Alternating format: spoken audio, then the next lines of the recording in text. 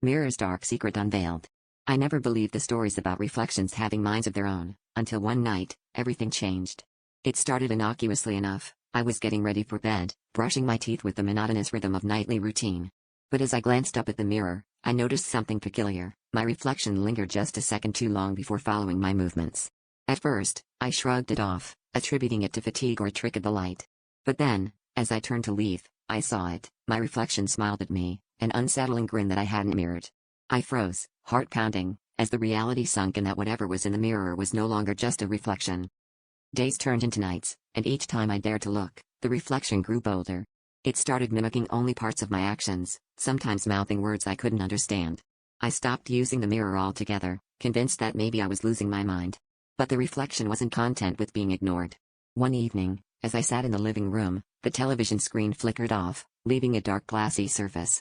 There, in its reflection, was the same chilling grin, the eyes not quite matching my own. It was as if this thing had started bleeding into other reflective surfaces, following me, waiting for something. My paranoia escalated. I covered every reflective surface in my apartment, avoiding anything that could show my likeness. But it was no use. One night, I woke to find myself standing in front of the uncovered bathroom mirror, unaware of how I got there. My reflection was grinning wider than ever, and this time, it spoke. "Let me in," it whispered, its voice dripping with malice, echoing in my mind long after I had fled the room. I knew then that this wasn't just a figment of my imagination. It was a presence, something dark and ancient, trying to cross over from wherever it had been trapped. Desperate, I reached out online, hoping someone could help me understand what was happening. But responses were few, mostly dismissing my experience as a hoax or mental illness.